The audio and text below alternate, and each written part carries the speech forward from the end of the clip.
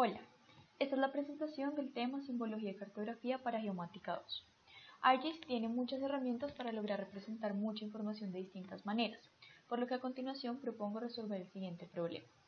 ¿Cuál estación de Transmilenio tiene más centros de atención inmediata, CAI, a un radio de 500 metros? Realizo un mapa para mostrar la distribución espacial de estos centros en este radio alrededor de estas estaciones.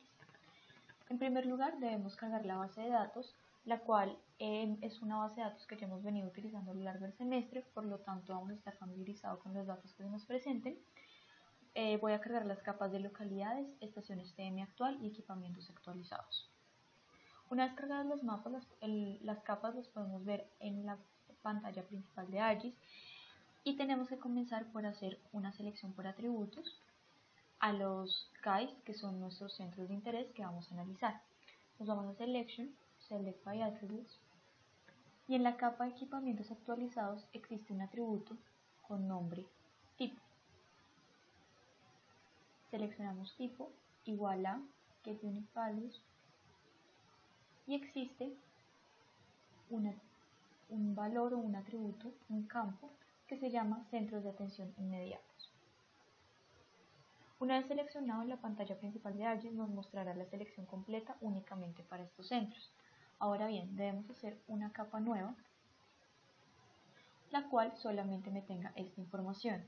Clic derecho en equipamientos actualizados, Selection, Create Layer from Selected Filters. Nos ha creado una capa nueva que se llama equipamientos actualizados Selection, y con el propósito de mantener a ArcGIS, la pantalla de ArcGIS totalmente organizada, le voy a cambiar el nombre a CAI. Posteriormente debemos realizar un buffer, InfoSearch, y seleccionamos los datos anteriores. Debemos hacer un buffer a las estaciones de Transmilenio, ya que son alrededor de estas que vamos a analizar cuántos CAIs hay.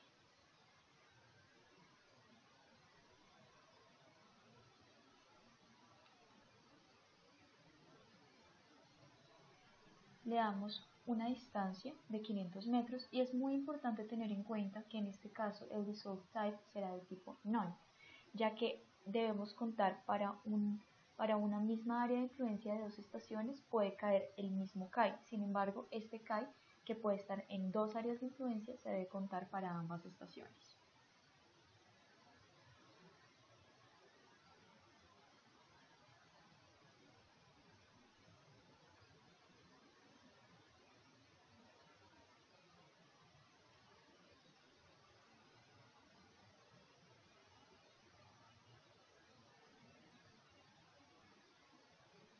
Como podemos ver, ya hemos hecho el buffer y en este caso debemos cambiarle el nombre de la capa, estaciones TM 500 metros. Dado que únicamente me importan los centros de atención inmediata, voy a apagar la capa equipamientos de estaciones actual. Ahora bien, es necesario que hagamos un clic con el propósito de únicamente analizar aquellas capas, aquellos centros que están dentro de los buffers. Por lo tanto, Click Filter será nuestras estaciones de TM a 500 metros y lo que queremos analizar serán los CAIs.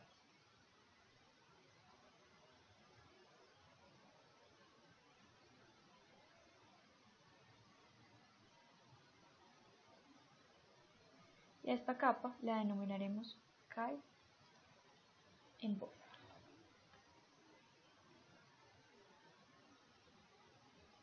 Como podemos ver en nuestra tabla de atributos, únicamente vamos a analizar aquellos CAIs que están dentro de los buffers. Finalmente, con el propósito de unir toda la información que hemos venido recolectando, debemos hacer un join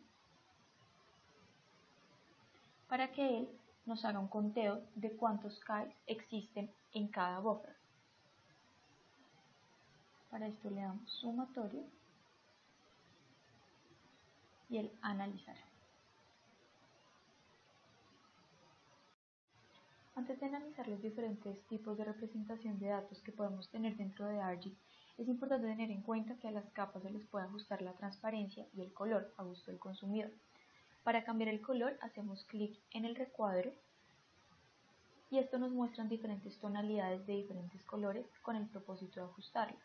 Por ejemplo, podemos cambiar a rosa las localidades y toda esta capa se nos cambiará el color seleccionado. Adicionalmente, este comando también lo podemos hacer en Symbology, podemos hacer exactamente el mismo proceso.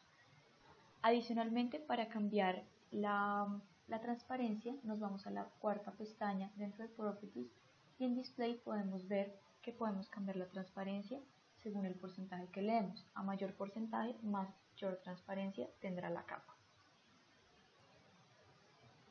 Adicionalmente, si nuestras capas ya están georreferenciadas correctamente, podemos agregar un basemap. Para esto nos podemos ir a File, Add Data y Add Basemap. Este es un fondo que muestra la representación geográfica real de nuestro mapa. Podemos elegir diferentes opciones y esto dependerá de lo que estemos representando. Por ejemplo, podemos decir una imagen de nuestro mapa, una imagen con nombres o labels, calles, geografía nacional, topografía, entre otro tipo de basemaps. Ahora bien, podemos empezar a trabajar con nuestros diferentes tipos de simbología. Para esto nos vamos a nuestra capa de interés, nos vamos a la opción de Properties y nuestra quinta pestaña nos denomina Symbology. Hay muchos tipos de simbología. En primer lugar tenemos Feature, Single Symbol. En este caso, esta forma de representación nos sirve para representar el atributo con un tamaño y color dado.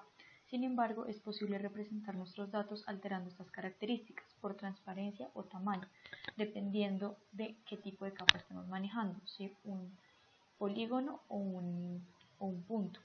En el caso de un polígono, seleccionamos la opción de Advanced Transparency y él nos pide elegir el atributo que vamos a manejar. En este caso podemos poner, por ejemplo, las entradas, le damos OK, aplicar y aceptar y podemos observar el gradiente de color según el valor del atributo.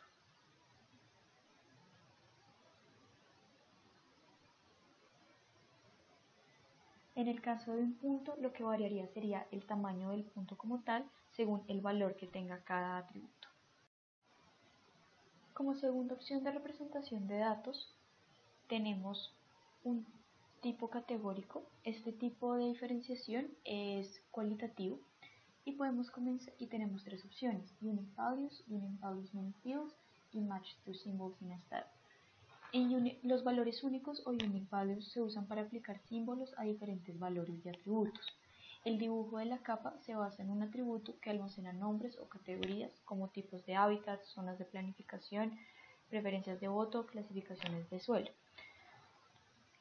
Ahora bien, al hacer el ejemplo, nuestro value field podríamos cogerlo como count.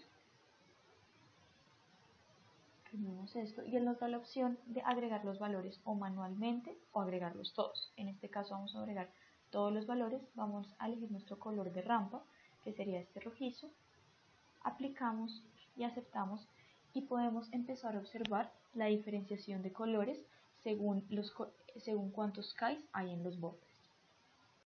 Ahora bien, nuestra segunda opción para representar nuestros datos categóricamente se llama Unique Values Many Fields. Esta opción nos da la posibilidad de comparar los valores de diferentes campos que queramos analizar. Por ejemplo, al querer comparar el conteo de kites en cada troncal de Transmilenio, podemos observar que todas las posibles combinaciones discriminadas por color.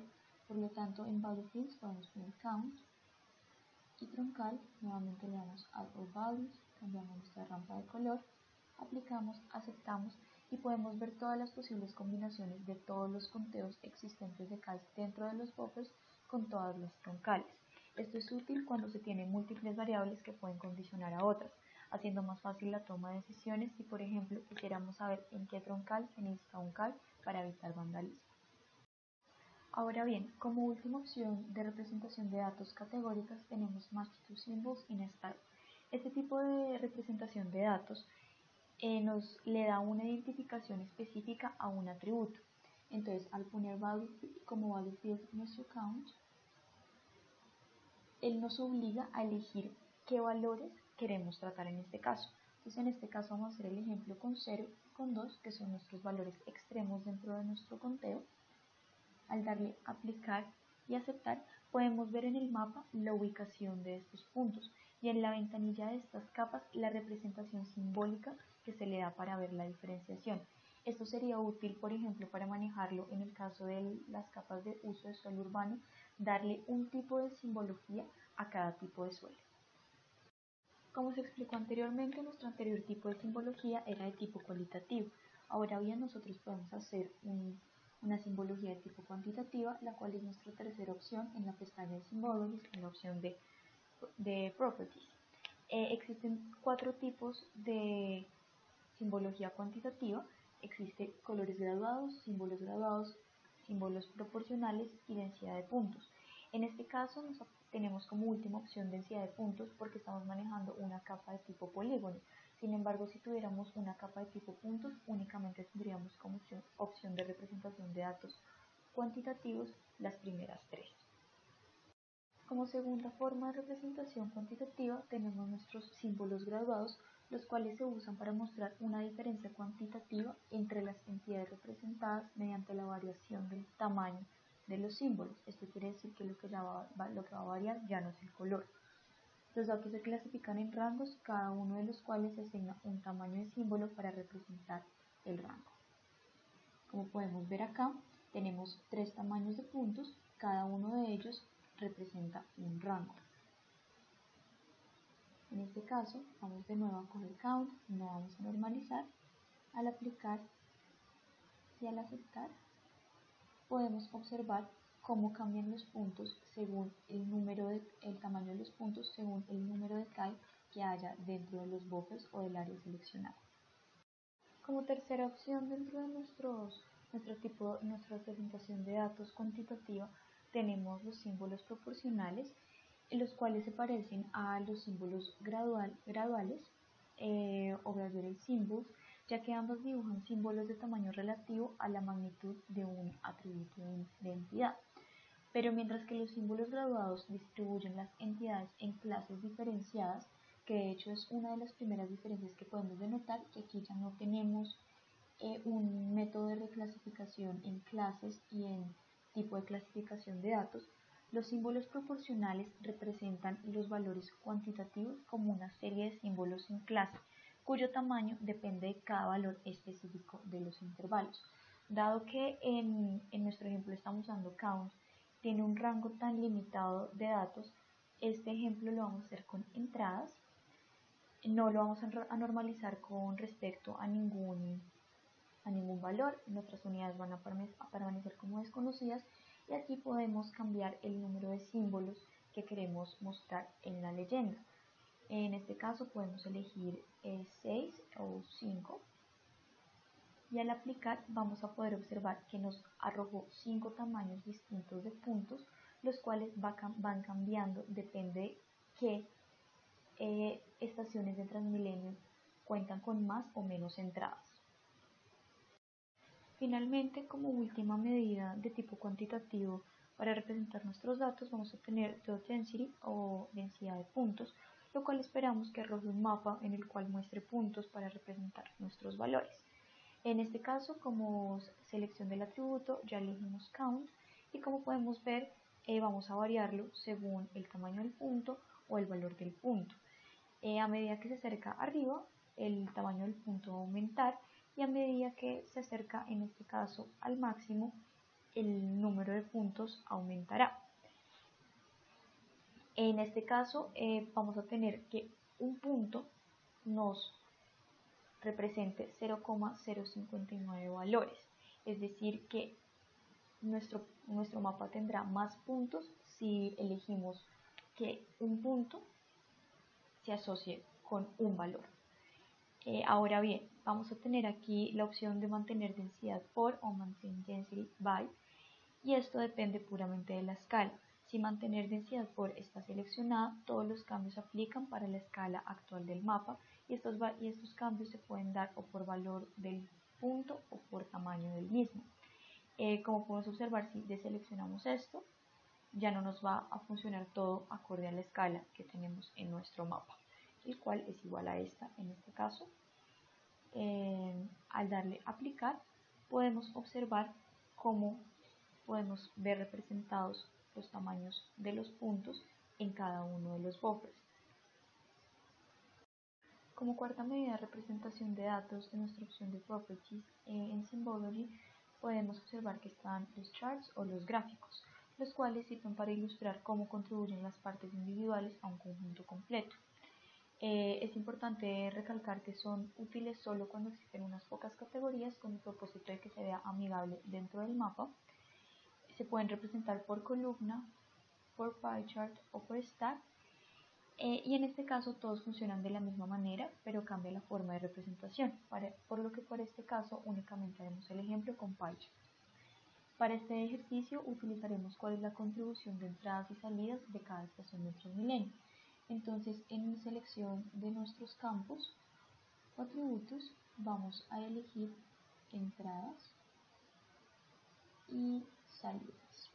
Debemos cambiarle el color a las salidas, por lo que lo podemos poner color coral. En background, que es el background del buffer, le podemos poner un lila. Al darle, es importante tener en cuenta que tenemos que cambiar el tamaño del símbolo, ya que se puede ver un poco grande y puede ser difícil de leer. Volvemos a aplicar y podemos observar qué porcentaje contribuye a entradas y salidas dentro de las estaciones de Transmilenio. En este caso, este será el resultado y esto nos puede servir, por ejemplo, en un caso donde tengamos que estudiar situaciones de logística dentro de las estaciones y cómo se podría corregir para el gobierno. Como última medida de representación de datos tenemos Multiple Attributes, y es importante tener claro que en muchos casos los datos geográficos normalmente tienen muchos atributos que describen las características que estos representan. En algunas ocasiones se utilizan solo un atributo para representar los datos, cualitativamente o cuantitativamente hablando. Sin embargo, en algunas ocasiones sí se podría utilizar más de una para tener más clara la información que se quiere representar. Por ejemplo, en este caso queremos mostrar la troncal a la que pertenece la estación de Transmilenio y el número de calles que tienen alrededor. En este caso utilizaríamos este tipo de opción que es Multiple Attributes. En Value Fields ponemos la troncal y dado que queremos que en este campo Variation By nosotros queremos que varíe según el número de calles que tiene dicho buffer, como siempre podemos reclasificar, lo vamos a dejar así por default.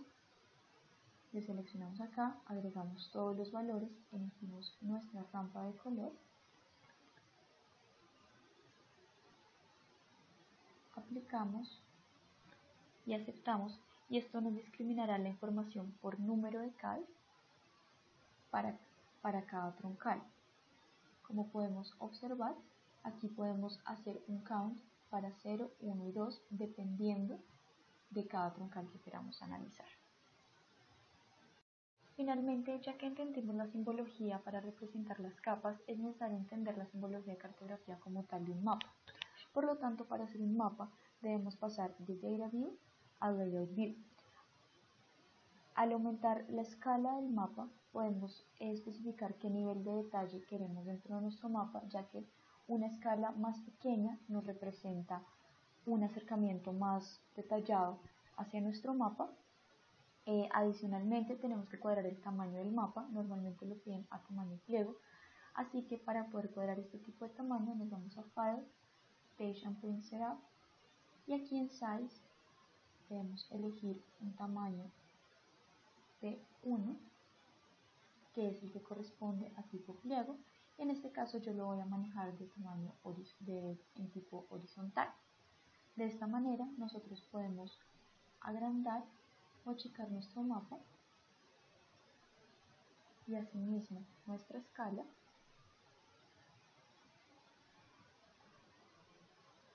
de tal manera que quede acomodado Finalmente, esta sería la representación de nuestro mapa para imprimir y mostrar. Sin embargo, pues les voy a mostrar cuál fue el proceso que yo seguí para agregar cada uno de los elementos. Entonces comencé por agregar, ya como ustedes lo vieron anteriormente, primero por cambiar el tipo de simbología que usé.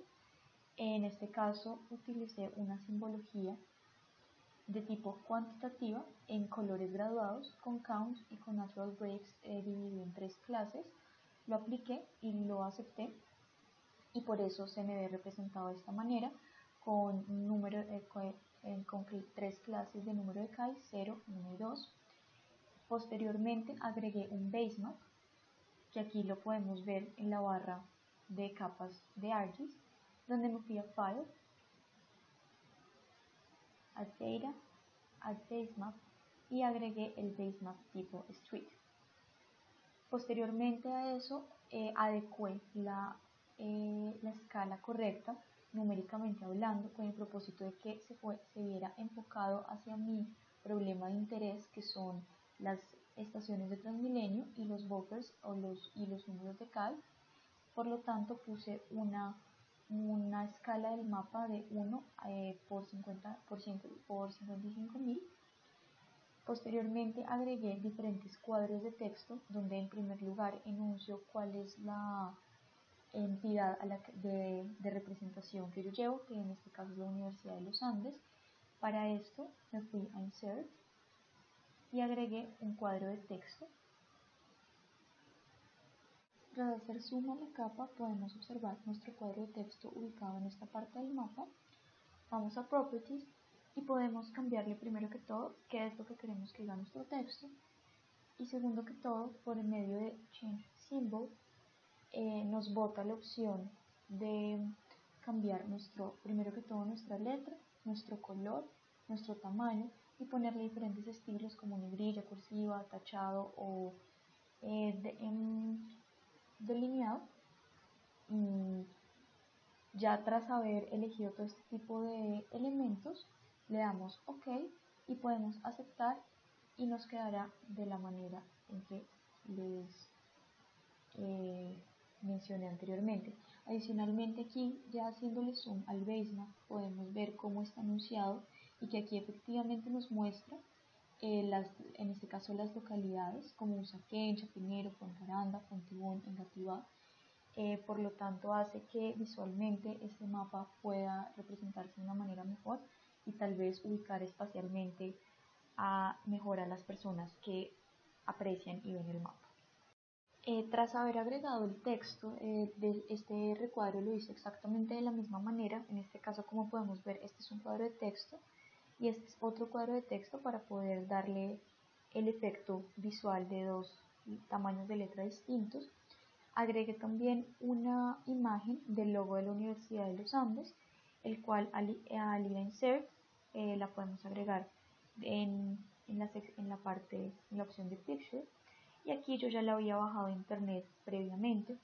Adicionalmente bordeé estos cuadros de texto por medio de Midline, el cual podemos encontrar nuevamente en Insert, Midline, y si existen 3 opciones. En primer lugar, si señalamos un objeto, poner estas márgenes alrededor del objeto señalado. En segundo lugar, poner esta imagen alrededor de todos los objetos. Y en tercer lugar, dentro de las márgenes. Aquí también le podemos aumentar si queremos que el gap o el espaciamiento tenga cierta diferencia, y también el proceso de rondeamiento de las esquinas. Como tercer elemento, además de los cuadros de texto, agregué las escalas tanto numérica como en barra. Nuevamente nos vamos a Insert y en escala por barra podemos elegir diferentes tipos de barras. En mi caso yo elegí esta y la acondicioné a mis necesidades, ya que en Properties, en lugar de ponerle 4 subdivisiones y 4 divisiones, únicamente le puse 2, y adicionalmente, dado que estamos en Colombia y aquí se maneja un sistema internacional de kilómetros, entonces le puse kilómetros, y aquí también en Label le puse kilómetros para que en la barra se vea de esa manera. Adicionalmente, también en nuestra escala de texto elegí la primera y asimismo existen dos maneras de representarlo. La primera de ellas es la absoluta, que es la que se muestra en la escala de barra que está acá arriba, detrás de este cuadro, y la relativa, que se puede poner, por ejemplo, centímetros. Entonces él le pone el label que quiere, map units, y que lo ponga en kilómetros, y simplemente hace este tipo de conversión. Finalmente agregué una leyenda que pues es muy importante, ya que es la parte textual de nuestro mapa, de la parte visual de nuestro mapa. Por lo tanto me fui a Insert, Legend, y aquí en primer lugar me dice usted qué tipo de, qué capas quiere poner en su leyenda, ya que muchas veces no todas están representadas en el mapa. Después de haber elegido nuestro tipo de capas que queremos representar, le damos la leyenda, el título a nuestra leyenda. En este caso yo puse convenciones, le podemos cambiar el tamaño de la letra y la letra, le podemos poner bordes, y simplemente esto es para acomodación de qué espaciamiento deberían tener entre cada parte de la leyenda. Finalmente me bota esto. Como últimos detalles, se le agregó en primer lugar una rosa de vientos con el propósito de ver el sentido o la orientación de nuestro mapa, y por último una grilla en la cual puedo observar las coordenadas en las que está. Esto se agrega por medio de properties en el mapa. Existen propiedades del data frame, existen diferentes pestañas. Nos vamos a grid, ponemos new grid, y aquí existen tres opciones. Yo puse measure grid, siguiente. En este caso simplemente me está diciendo cómo es que quiero que se vea representado, y al ponerle finish simplemente me tiene que aparecer este tipo de grilla que ya les mostré. Para agregar en este caso la rosa de vientos, simplemente es necesario irnos a Insert, North Arrow, y también existen diferentes tipos de rosas de vientos que podemos agregar al mapa. Finalmente, ya una vez explicado cada uno de los elementos del mapa, lo podemos exportar, así que nos vamos a File, Export Map, y para guardarlo le damos un título, le vamos a poner ejemplo geomática, y podemos guardarlo en el tipo que queramos. En este caso yo lo guardaré como un PDF, le doy guardar,